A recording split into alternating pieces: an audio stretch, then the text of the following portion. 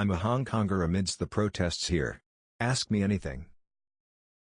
Before we start, be sure to like and subscribe to be the first to know about new videos. Comment your answer below. Hey Reddit. I'm a young Hong Kong person in the midst of the protests and police brutality. AMA about the political situation here. I am sided with the protesters, went to a few peaceful marches, but I will try to answer questions as unbiased as possible. Are you at risk of losing your job, or have you been able to hide your identity? I actually don't have a job yet, lol. I'm still in school, however during peaceful marches I doubt police was using facial recognition. They've been using fake cell towers to trick your phones into trying to connect to them. Then they have the unique ID from your phone, which is registered to you. Don't take your phone on protests. They know every phone that marches past their fake tower. What is the end game of the protests? Are Hong Kongish looking for independence from China, or continued autonomy, or something else? Might be hard to tell, but is there support amongst the general population on the mainland for Hong Kong or democracy? Honestly, I have no idea how this will turn out. I think that there are a few options. 1. Hong Kongish succeed and we meet the 5 demands.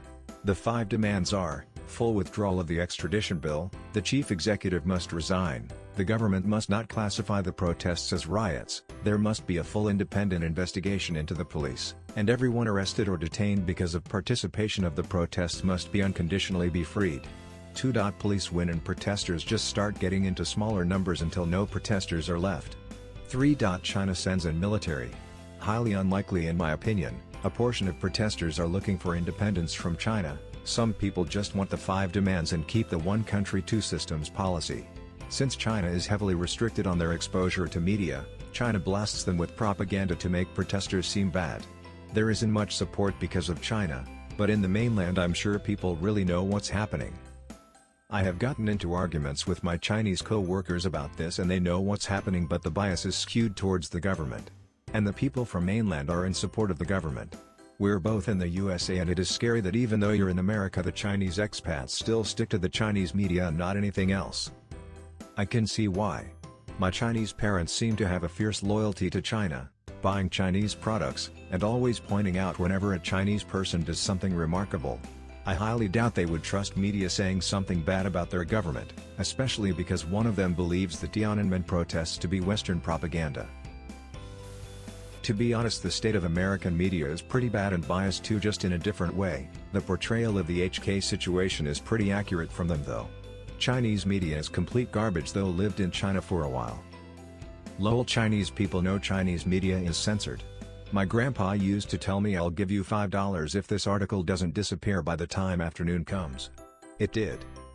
After communism collapsed, a friend's dad took part in some joint operations with the Russian military.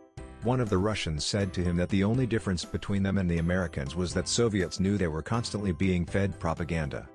That is also a form of Soviet/Russian post-communist propaganda.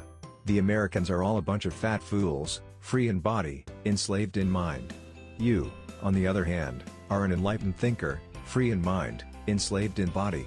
A true patriot who sticks with Russia because you truly love the country. So-called American patriots are mere puppets.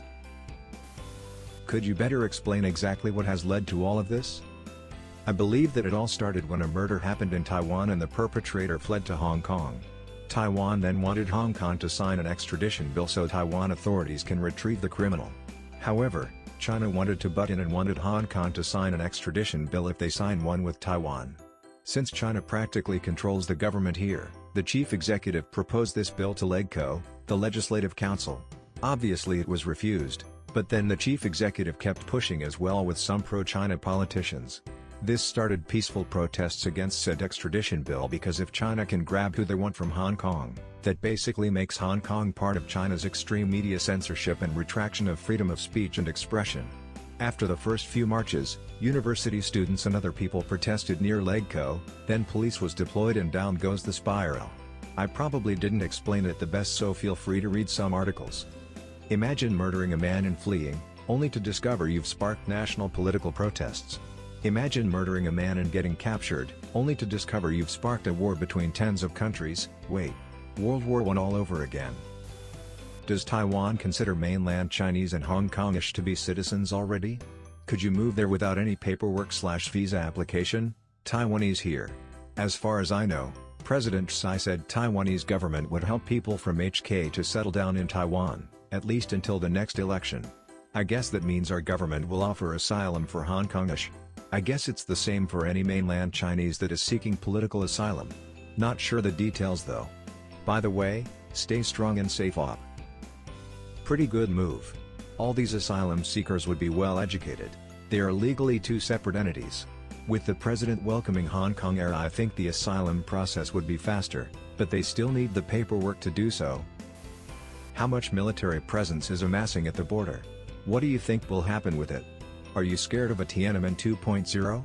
I'm not sure as it figures for the military gathering, but I'm pretty sure that it's for intimidation, and for deploying Chinese police to help the HKPF. I am scared of a Tiananmen 2, but in my opinion that is highly unlikely.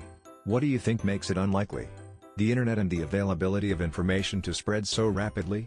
Based off the fact that they've done it before, I'd assume the government would be willing to do it again if they knew they could get away with it. Do you agree with that thought? HK is not Beijing. There are foreigners from a lot of countries there.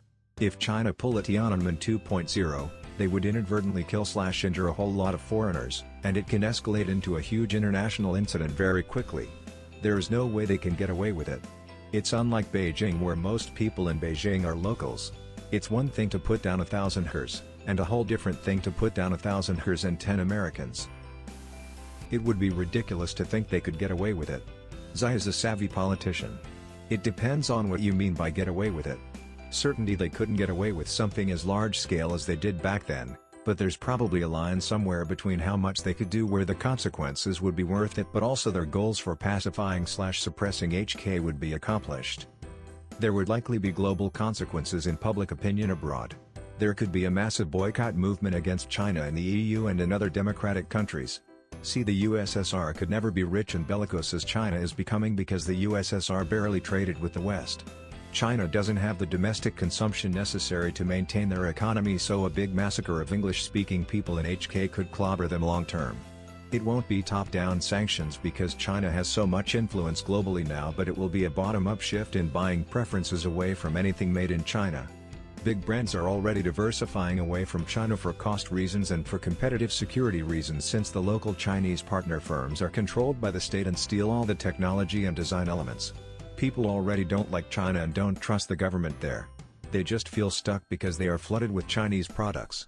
Give them a reason to spend a little more for a domestic product and they will happily curse China as they buy a nicer pair of jeans or a more expensive cell phone. Problem is that China is pushing their domestic products big time, with government subsidizing a lot of the manufacturing/shipping costs in order to crush the competition. There is no way that you can order a phone screen protector on AliExpress, get it shipped and delivered to your home for 15 cents in total. So any domestic-made products would be a lot more expensive when you consider the price of labor in Western countries. We are talking 10 to 20 times the hourly wage. Hi. Is there anything we who live really far away and have no money can do to help out? Well, if you're in certain places you could attend peace marches that show support for HK. You could also try to design posters and send them to certain people to really raise awareness. Sorry if this doesn't really make sense though. Can you expand on the posters bit? Who needs poster design? Who should these be sent to? I think they mean you could make digital media and post that to social media to raise awareness. Yeah, I think you're right. That's essentially what I mean. If we receive multiple art styles, it really represents global support for our cause. Thank you guys. What do you think the US's role in the support of Hong Kong should be? Has our response been too weak, in your opinion? No offense, but I personally think that Trump isn't really taking us seriously. I think the US should threaten or propose more sanctions against China. I've heard all about people around the world really eager to help but have no ways to, so I think it's more of Trump's personal problem. By saying I have zero doubt that if President Tsai wants to quickly and humanely solve the Hong Kong problem, he can do it. Personal meeting? The US is the only nation that is standing up to China at all. Germany and the rest of the European Union need to step up as well. US and Russia are probably the only nation China will take seriously. Does the Chinese military buildup on the border frighten you? The Chinese military has always been a threat to us anyways, but the build-up to me is specifically rather terrifying. However, I don't think that this will be a repeat of June 4, 1989 due to the multiple warnings and just how China is linked in with the world. The younger population of China weren't old enough in 1989 to remember any of the killing. If it happens this time in Hong Kong, it's going to be on social media for sure. I'm more afraid that the Hong Kongese are going to capture such atrocities, the world is going to see it and no support will come from the rest of the world. Chinese government won't do it, because they are scared of getting the mainland people see the atrocities. The last thing they need is mass protests at home. I'm not sure that mass protests are likely in mainland China. I'm under the impression that democracy and freedom are culturally less valued than strength and stability. I doubt they'd sympathize with the gay protesters. Have you thought of all dressing up as Winnie the Pooh while waving American flags singing the US national anthem while a group of people in a large tank costume chase you down? We need more people like you. You have been visited by Sad Cat. Like this video and subscribe to the channel to make Sad Cat happy again.